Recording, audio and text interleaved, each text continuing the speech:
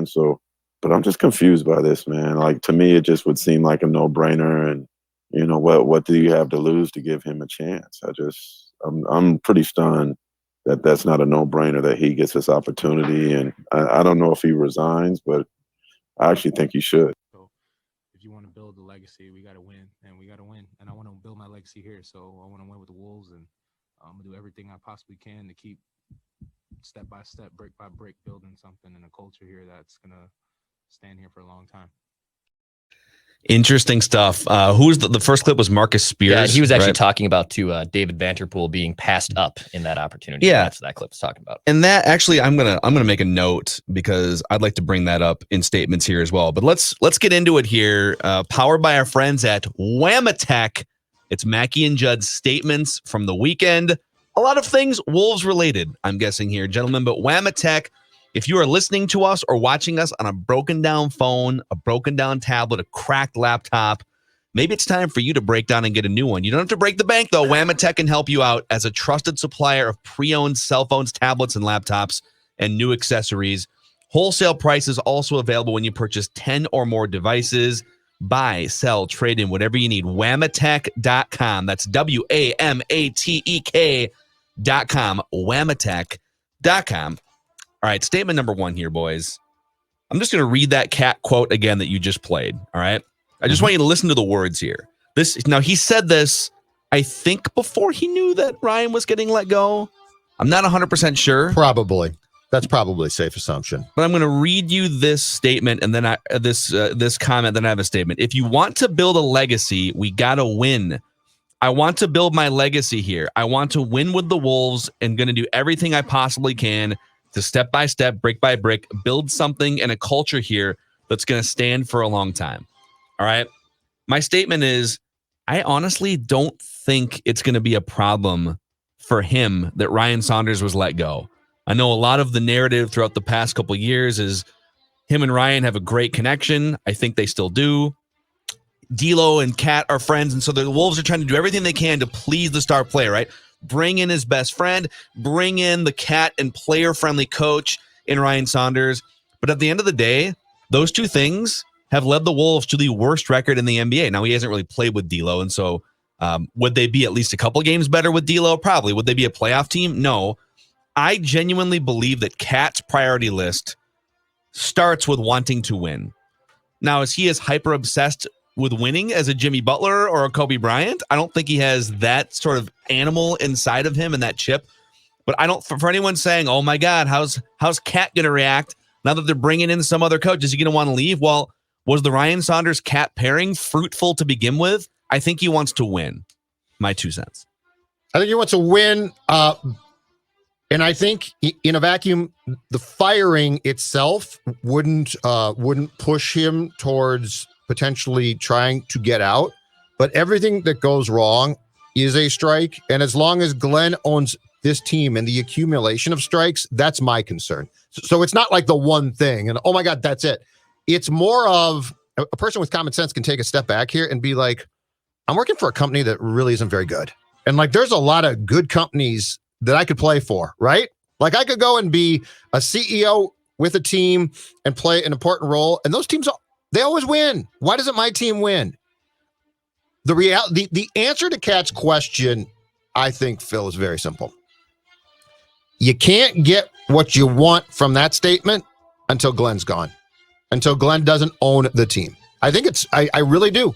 Like what do we have to base a conversation on of this is going to change it for sure? Mm-hmm.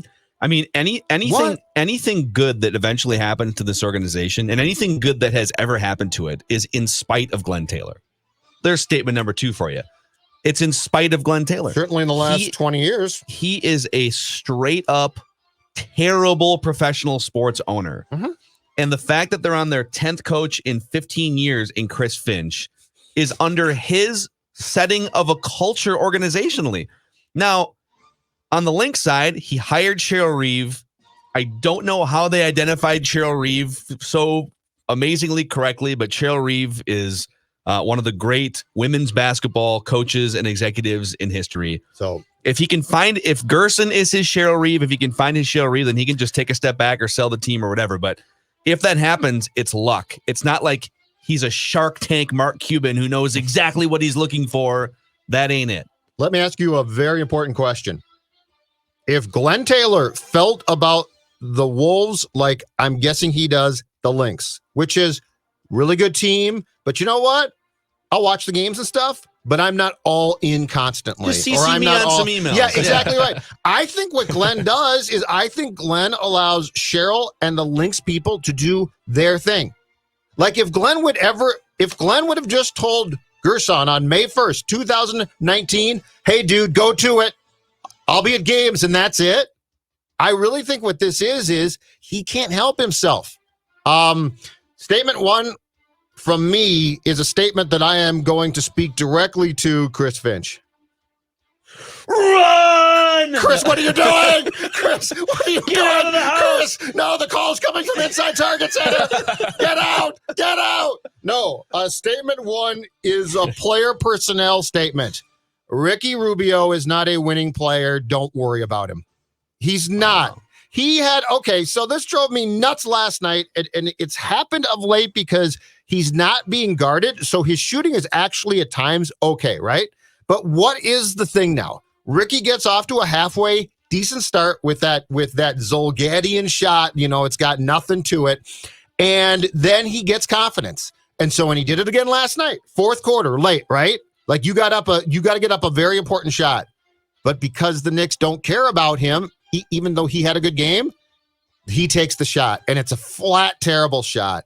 Ricky Rubio, God bless him, I'm sure he's a great guy, is not a winning player for what you want to do. Don't worry about playing him. Basically, chalk that up to Ryan liked him. They brought him back. But my God, that dude should not be playing at the end of games. And you could also argue, too, that in terms of like reasons why Ryan got fired midseason, Ricky Rubio's terrible start to the season. I mean, Ricky Rubio is having one of the worst years of his career. Yeah. The Ricky Rubio playing terribly is what led to probably 3 or 4 extra losses. And the pairing between Rubio and D'Lo, especially at the end of games, it's one of their worst statistical pairings. They just kept hammering it. And he's always in now at the end of games. And Phil, he's terrible. Like, what's he doing? Yeah, I'm not going to go. McLaughlin's better. I'm not going to go. I agree with that. He's a better point guard at the end of games. Yep. And I'm not going to go as far as saying that. I think Rubio has been a winning player when put in the right situations outside of the Timberwolves. Okay, but that's all I care about. But he's very much a complimentary player, and the Wolves pieces just don't really fit that well together. And my guy Ant Edwards, ever since the Ode to Ant Edwards episode last week, he's basically shot 3 of 14 in every single game. So, but he had one of the most ridiculous post-rising dunks in NBA history. The dunk on Friday was fantastic. All right, Declan, your first statement. All right, first statement from me. It's Ryan Saunders didn't deserve this, and Minnesota Timberwolves are bad at breakups. So here's the thing. Like Saunders, this is his dream job. His dad coached here. We all were rooting for him. He's an awesome human being. I thought when he came on our show the day after the whole George Floyd situation that was unfolding in Minneapolis was one of the most insightful perspectives that we had on it from an NBA head coach, by the way, not someone that was plugged in the situation, but someone who just has empathy and appreciation for that. And he's been through a lot in his life. And the Timberwolves at the same time gave him a putrid roster. Luck was against him with D'Lo and Cat injuries. And then the Minnesota Timberwolves on the side are basically not calling up a side chick. They're calling up the next girlfriend. Not a side chick, the next girlfriend, not an intern. Not an intern to kind of keep you warm at night. Girlfriend, wife. It's a wife, dude. Yeah. It's a wife. It's a wife. This is a planned marriage. They got married. Yes. So secretly. So Chris Finch was in town on Friday night. You guaranteed he signed paperwork on Friday night. Where did he stay? With Gerson. Hey, Chris. Yup. Meanwhile, poor Ryan Saunders then still has to take all the kids for the weekend, only to come home and say, hey, honey, I'm out. And by the way, here's your papers. And by the way, the wedding's next week. Like the whole situation was a complete, utter disaster by the Wolves. I know some people, look, when that graphic came out last night, which was more cartoony than I think it was professional, the timing of the graphic was not what I had the issue with. It was the taste of the graphic that I could not understand. Yeah. So the whole thing was just an absolute mess by the Wolves. Like they had the graphic ready to rock. They had a press release announcing the new coach scheduled for 9 a.m. the next morning. I mean, it's one thing when you just get broken up with, right? Hey, this isn't working. It's not us, it's you, is what it was. And that definitely sucks. And then when you find out, oh, they're announcing my replacement in a public press conference tomorrow, and he probably signed his contract when his team was here beating my team on Friday night. Yeah, but besides that, it's all hunky-dory with the Timberwolves. Also, Doogie brought up in the scoop session that, hey, listen, they're not totally classless. They did send a private jet to pick Ryan up in New York and to bring him back, right?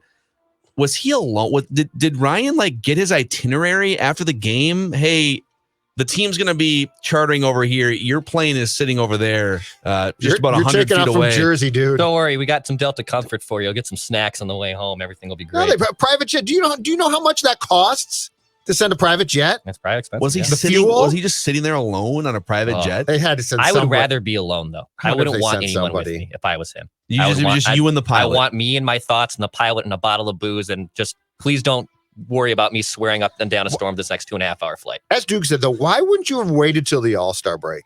You could have done this easily at the All-Star break. I mean, okay, what are you going to win? 2 games between now? Oh, we got 9 wins. And you could even argue that it's not beneficial for you to win a bunch of games now. That if you're going to go and win games this year, then you should have just brought the coach that you wanted in to start the season and make a run for it. Yes. And now that you're trying to cling to the highest percentage chance that you can possibly have to keep your pick is if you land the first, second, or third lottery spot, you'd have a 60% chance of losing it, 40% chance of keeping it.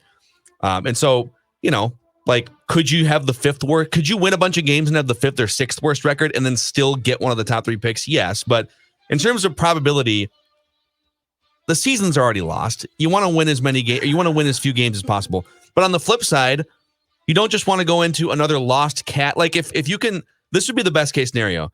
If you can show some hope down the stretch, but not win too many games, is there a line where you still get the highest percentage chance to keep your pick? I know what you're saying. And people feel great about what the new coach did down the stretch with Cat and Beasley and Edwards. Are you kidding me? It's the Timberwolves. You really think their luck's going to change that much? No. I'm not saying I think it's going to change. I'm saying that's the hope. The hope you know what? That's the problem. Statement 2 from me. That's the hope with Glen. That's the thing. Glen Taylor. You know what? Everything he does is based on hope. On hope. I hope that a search firm has found me the right guy in Tibbs. Yeah. I hope that Gerson and Ryan can do really well together. I hope D'Angelo Russell is good. I'm not quite sure. I hope. It's always done on hope. There's never any, and look, I get it. Every move in life has some hope, but there's never any sports/business savvy behind anything. Yeah, he doesn't know what he's doing. He doesn't know what he's doing. You had to find a search firm to get Tibbs. Think about that for a second. As a coach, Tibbs was the biggest name. It wasn't even close, right? Yeah. And so you had to go get a search firm to tell you that? That's nuts. You wasted. He probably paid $200,000 for a search firm to tell him Tom Thibodeau's available. Exactly. But that's my point. Cool. What's his email? Everything he does, yeah. Do you have a cell phone? You got a number on that? Do you have a cell phone? You up, Tibbs? Who's this? Who's this? That's Glen Taylor. Anyway, everything he does is based on hope. I hope this works. It's true. And again, I think, Gerson's taken a ton of heat. This situation was definitely very callously managed. Listen, if they win games and if Gerson, after 2 years, finally got the guy that he's wanted all along to lead his vision, then no one's really going to remember, the way that it went down. We're all going to forget about that to some extent. But I don't know. I just think if Gerson Rosas is the right guy, it's not because Glen, with his own expertise and knowledge and savvy in a room, right? It would just be that he sort of luck boxed his way into hiring the right guy. I hope David Kahn works out really well. David Stern told me he'll be a great hire. I really hope this works. Kurt Rambis. I saw him wear goggles and short shorts in the late 80s when I was aspiring to buy an NBA team. I hope he's as tough as a coach as he was on the floor. All right, next statement here, okay? Speaking of hope, okay, because the hope here is that Chris Finch comes in. I believe he's 50 or 51 years old. 51. Gerson knows him from a couple different stops, but he spent 5 or 6 years in Houston. And some people are going to say, well, Toronto, I don't know. The Nick Nurse connection is one thing, but what what people who have followed Chris Finch's career really point to is in Denver. He was only in Denver for a little while, but he was apparently a huge part of the Jokic and Jamal Murray tandem. You got a ball-centric, dominant sort of combo guard, and a versatile outside shooting 7-footer. Sound familiar? That's the type of thing. And so he was, I guess, integral to sparking the offensive juggernaut that the Nuggets became. And that would be the hope here. The hope is that he can come in and take a team that's 28th in offensive efficiency, get them to be more efficient, and really find the pieces and the combinations that work the best in today's NBA. And maximize, most specifically, Towns, Beasley, Edwards, and D'Lo whenever D'Lo comes back from the knee surgery. So that's the hope, that you can look at what Denver's done the last few years and see some flashes of the Timberwolves looking like that. Declan? I have a wild statement. Or do you have Timberwolves statements that we want to still get to before I get into the wild one? On-air production meeting? I've got one. Go for it. I might have one more. Yeah, go for it. I got one more. Oh, roll them out. Again, your shows. Statement 3, my second one, in which I am appealing to Chris Finch. In the airplane, as you are now podcasting this show, okay? Now, I wrote this statement after last night's game, before this Saunders news came out, but it's very applicable to why Ryan got fired, and it's very applicable to where this offense needs to go. Malik Beasley having fewer three-point attempts than 3 of the Wolves' other starters last night makes 0 sense. Malik Beasley last night for the entire game did not take his first three-point shot until 7:40 was left in the second quarter. But I believe at that point, Ricky had 3. He finished 2 of 4. And don't tell me, well, the Knicks are shutting him down. You know what? Find a way to get him 3-point shots. He is on this team because when he gets hot and takes threes, do you know what he does a lot? Hold on a second here. I'm going to think about this for Chris Finch, my good friend now. Oh, he makes them. Okay. So that note is from before Ryan got fired. But honest to God, go and look at that box score last night and tell me that in your head, you can get right with the fact that Malik Beasley had fewer three-point attempts than Ricky Rubio. Yeah, it also feels like late in games, just thinking off the top of my head, I can remember a couple D'Lo, or the game is in the balance, or the Wolves need a shot to take the lead or tie or whatever, and it'll be D'Lo hero ball, or a few games ago, it was Ant Edwards hero ball, from the top of the key. And now is Ryan... or was Ryan drawing up a play with some action that was supposed to kick a pass out to Malik Beasley in the corner, like bang, bang, tic-tac-toe, wide open, and the players are just like ignoring the set? Well, then that's or a problem is he too. drawing up hero ball? Like, why is Beasley not getting more looks in those situations? Why is he disappearing while Rubio and D'Lo just dribble the air out of the ball, right? Yes. So, yeah. Boy, I feel like there's more to say on this, but I think we just covered a lot between Doogie and between the first few minutes of statements. Yeah. All right. Let me give you the David Vanderpool one, okay? Okay. So I'm not going to sit here and pretend to so Damian Lillard last night, he takes to Twitter and he just savaged the Timberwolves for not just promoting David Vanderpool to the head coach job. Mm-hmm. And Dame Lillard tweeted, "How the hell do you not hire David Vanderpool? He's right there on the bench. He's been in front of he has been in front office successfully, on the front of a bench of a winning team successfully for 7 years, and also has played a major role in the development of a dominant backcourt. Shake my damn head."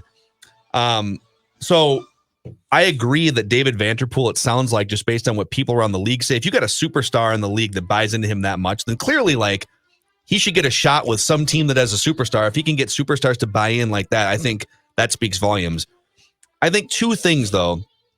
One, Chris Finch was the guy that Gerson wanted 2 years ago and probably has wanted for 8 to 10 years on his list. Yep. Vanderpool might also have been on that list, and part of the reason why they wanted to bring him over as sort of the defensive mind and a guy who's been in the league a little bit longer than Ryan.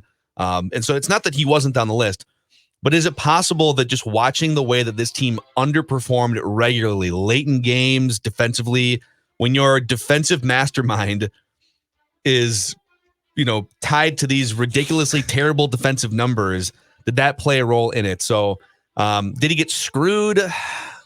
I don't know. I think he's going to get a job at some point. I see why Gerson went out and hired the guy that he felt the most comfortable with. If he thought my record is this bad after 2 years, my next hire has to be the one that I trust the most.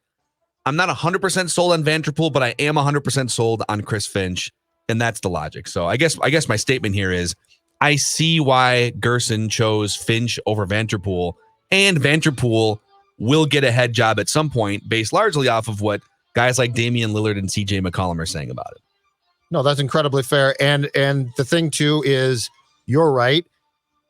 If Gerson's second choice had been, well, we've got this guy and we really like him and let's give him a chance. No, this is it. Like this is now, and it should be. This is now the pressure is on Gerson, right? And this is his baby. It's his coach. It's his team.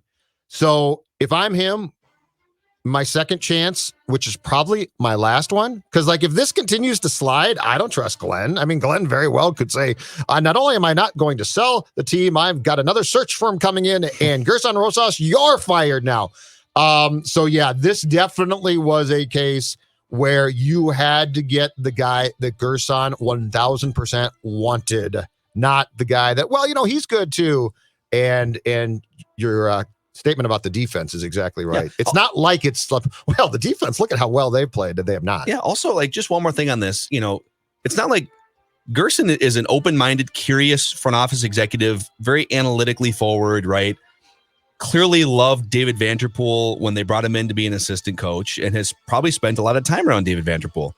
And so maybe Gerson, after spending a lot of time around Vanderpool, watching the team's defense, decided, all right, well, maybe I'm not quite as high on him as I was a couple years ago. Mm-hmm. I don't know. But then again, it doesn't have to speak poorly. It can just mean that Chris Finch is the guy that I go to bed thinking about every single night. And I want him to be my basketball wife. Friday night, I saw him.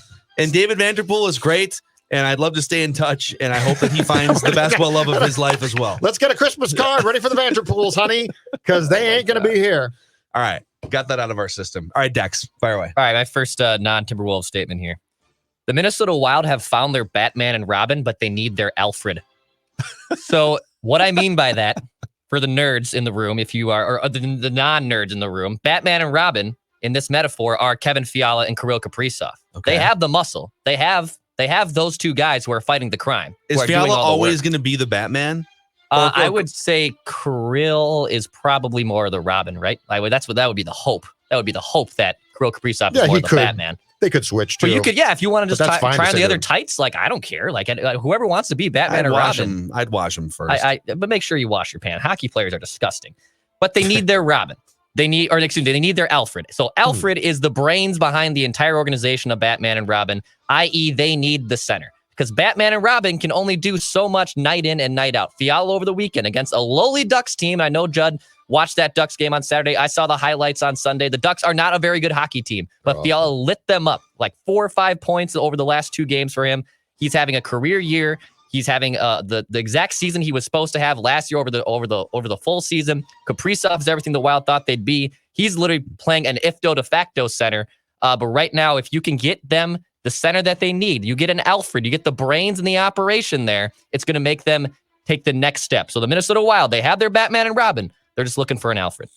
I like the superhero analogy there. Thank you. I'm here for it. All right, here's my next one. Jed's never seen a Batman movie, though. No. No, but I used to read the cartoon. The cartoon I did. I don't remember the animated you're series talking about, though. on Alfred. HBO right now. No, thanks. No. Dex, have you ever watched the old ones with Adam West and Burt Ward where they're climbing up buildings? Bang, boom. Those ones are hilarious. No, those were good. Yeah. Mm-hmm. So my next one is a basketball one, but it's not. It does not go directly to what transpired last night as far as the firing goes. It actually goes to the game, and I don't know if you guys got a chance to watch the game on Fox Sports North or not, but hearing Tibbs bellow at the top of his lungs in the second half as the Knicks played defense, it did my heart good. The only thing that I wanted was at least one Karl, but hearing that, so the Knicks were on defense against the Wolves in the second half in front of Tibbs. And when you're on defense in front of Tibbs, he basically is trying to run the defense and damn near play it. So we got it again, which was the guttural, it switched. It was And just great. then his right hand is just twitching out of his suit jacket. I missed it so much. And then did you see when the game was on the line late and Cat had that little like bunny hook from the baseline? Yeah, it was a good shot. Yeah. And you see who was guarding him? Taj Gibson. Oh, yeah. Oh, Taj, of course. Taj is still Taj, man. Taj is still Taj. I feel like Taj's game has aged like a fine wine, man. He's just, the game has gone more he's just 6'9". He's going to put a hand in your face. I think he's super smart. Baseline jumpers. I think he knows exactly what his skill set is. Yeah. So he just keeps it, and it still translates in that way. Yeah. But here in Tibbs with a bellowing was just outstanding. Yeah. I actually missed it, sort of. All right, my next statement, piggybacking off yours, kind of miss Tom Thibodeau as a coach. Oh wow. Kind of miss him a little bit as a coach. But not as a Pobo. No, I'm good with him. I don't want him running the whole organization. But if you go look at the Wolves coaching records the last 10, 15 years, Tom Thibodeau, him and Flip Saunders are the only ones that have given you credible basketball. So, yeah, as a coach, I think he was a disaster running the whole franchise, which is Glen's fault, right? 100%. Glen giving a guy way too much power in that situation. I kind of miss him. And then I'll just weave in another statement here that I originally had. The Gopher basketball team. Oh, yeah. If they don't win a road game, they can just pack it up forever. I got the same statement. That's hilarious. Yes, like you're correct. If you can't win a road game at some point, you don't deserve to be in the tournament. Just go home. Yes. Penn State is a road game coming up, right? Nebraska, if they reschedule, which I think they have now for Saturday. So, yes, you are 1,000% correct. And that loss, I don't care who played and who did not play. The loss on Saturday was embarrassing. Mm-hmm. Like you got 30. Run out of your own building. Yep. So listen, I want to believe in Gopher basketball here, and they've looked amazing at the peak. Like Ohio State, and they got some wins on their resume that even some of the top 15 teams in the country don't have. Yeah, well, but that was embarrassing. Yeah. So, anyways, back to Declan. Yeah. Final statement. Not really sports related, more just my classic life related. I need weekends to be longer. All right, like I want weekends to be longer. It's like Sunday night. Move to Europe. Right. Well, I don't know if I want to do that either. But going to sports talk radio over there. But Sunday rolls around, and all of a sudden, like I'm unplugging. I was gonna get to bed early. It was gonna be a nice evening. I was gonna get a nice full hours of sleep that I wanted. And then the Ryan Saunders news drops. And I love when breaking news drops because it's fun. And that's what we get paid to do. But the weekends go by too dang quick, man. Why don't you put in a memo to the local teams? I will. Stop doing things on Sunday nights. No Sunday night news dumps, guys. Like, I'm okay with Friday. I'm going with Monday. No Sunday night news dumps. Can't do it. That's sports, man. I would much rather. Sports I love Sunday night news dumps because I know that now we've got everything set for the rest of the week. Exactly what the Friday night news dump is the one that I don't want. Okay, once we're sort of done, and it's 5, 6 o'clock, and I'm going to get a couple cocktails in me. Yeah. I don't want you burying. I don't want some coach getting fired. Now sober the rest of the time, potentially. Sunday nights, you're not drinking. You're probably right. No, yeah, I get it. But yeah, I just want my weekends to be longer. It's our business, baby. I don't know how, and I don't know if that's like 4 days on, 3 days off. I don't know how we facilitate that. You want Mondays off? I would. I always have. You want Friday or Saturday, Sunday, Monday? I'd always been a bigger fan of Mondays off versus Fridays off. I agree with that. Because I love Thursdays. Hot take, I think Thursday's the second best day of the week after Friday. Friday's the best day of the week, then Thursday. Really? Yes. I love Thursdays. I'm a big Thursday guy, too. Thursday's awesome. Thursday's great. You wake up the next day. We have our action movie I usually watch. I got a great routine on Thursdays. Wednesdays. Oh, I hate Wednesdays. I like Wednesdays. Dex, really? Let's have Dex rank the 7 days real quick here. What's your power ranking of days of the week? Yeah, I would go Friday for sure, number 1. I thought Thursday was number 1. No, Friday's number 1. Okay. Thursday's 2. Friday's 1. Yep. Thursday would then be 2. Yep. I would say Saturday's 3. Sunday is 4. Yeah, I don't like Sundays. Sundays are like the scaries can hit you sometimes. I don't like Sundays. But they can be all right. I think it's because it kind of goes back to how you felt going back to school. Yeah. Oh, right? Oh yeah. 100%. It's the same way you feel when it's late August, early September. Yeah. Here's what I don't get. Sunday fun day. Why do you call a day if I get trashed, I got to work on Monday? That's not fun. I'm foreboding that. 2 Sundays ago. Saturday fun day. No, it's Valentine's Day. It's not rhyme, but it's fun. Valentine's Day. I tapped out. I was doing a Sunday fun day, and it was like 4 o'clock, and I was at the point. Yes. I said, if I do one more, tomorrow's going to be awful. So I went home, made a nice dinner. I got to bed early. It was fine. Good for you. But Sunday fun day is a trap. It's a paradox. It's not true. Yeah. Yeah. So I'd go Friday, Thursday, Saturday, Sunday. I'm with Judd. I would say Wednesday's next, then Tuesday, then Monday. Second. Wow. No love for Monday. I can't stand Mondays. I'm gonna go. So for me, Friday's number 1, Thursday's number 2, Monday's number 3. I love Monday. Oh, bring Monday. Why? On, What's your explanation? Let's just go. For why you love Mondays? Let's attack. Okay. Let's attack the week. yeah. Okay. That's way too Let's chipper for me. let's attack it. Let's put on some eye black and talk some sports. Let's do some statements. That's true. Let's From a recap a Football Vikings game. season, From I would, a sports standpoint, it's a great day. I'll agree with you there. Let's get it. It's all about mindset, positivity. Yeah. Thanks, Glen. Thanks, Glen Taylor. I hope Monday's good. Yeah. And then I would go. So I'm going Friday, Thursday, Monday, and then I'm probably going Saturday. I'm okay.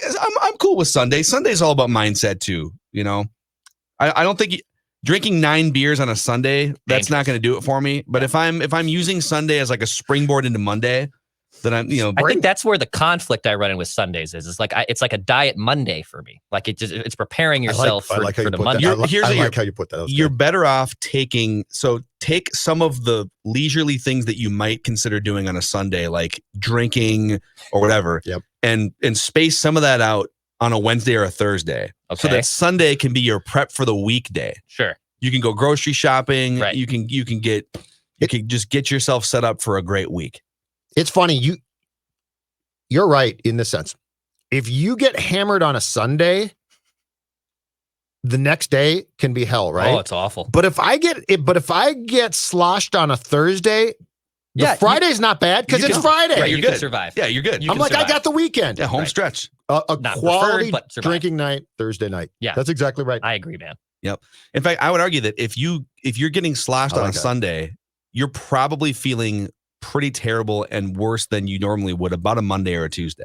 Yeah. So your mindset about a Monday is directly impacted by your activities on a Sunday. That's very Look true. at us. Right. Ranking the days. Hey, one more statement. Oh, Go okay. ahead. Just quickly. I would have paid money, and I'm not joking. I would have paid money to have Kevin Harlan call the Ant Edwards dunk on Friday night. Oh, man. How good would that call have been? Or Jim Ross. Jim Ross would have been great too. God. I just think What a night of wrestling last Harlan night. would have been great. Oh, that's right. We had the Miz. The Miz won the WWE title, cashing the Money in the Bank. Big night of wrestling. That was great. We need sports money in the bank so bad. Yeah. And there it is. The Tampa Bay Buccaneers have won the Super Bowl. Tom Brady with his 7th. Wait a second. Whose music is that? Wait a second. Peyton Manning. That's Peyton Manning's music. Detroit Lions. What are they doing here? It's Jared Goff. Jared Goff is back. He's got Dan spiked Campbell. shoulder pad. Dan Campbell. He's got Dan a hatchet. Campbell. He's got a Dan, kneecap off. Oh, Dan Campbell would be so into that. Dan Campbell. Oh my God. Amazing. All right. Wow. That's a Monday. wrap on this See, episode it's a great of Monday, Declan. Mackey and Judd. We will, if you guys want to deliver your day of the week power rankings to us, hit us up in the comment section on our YouTube page. We have 2 of them, SKOR North MN and Purple Daily Podcast. And speaking of Purple Daily, listen, we've done all the speculating you can imagine on Kirk Cousins trade scenarios, and people at some point people are just like, all right, you guys are just making stuff up for clicks. Hashtag clicks. Well, a very prominent NFL insider must also be making stuff up for clicks. We'll leave it at that because that's what we're talking about on Purple Daily today. Thanks for hanging out.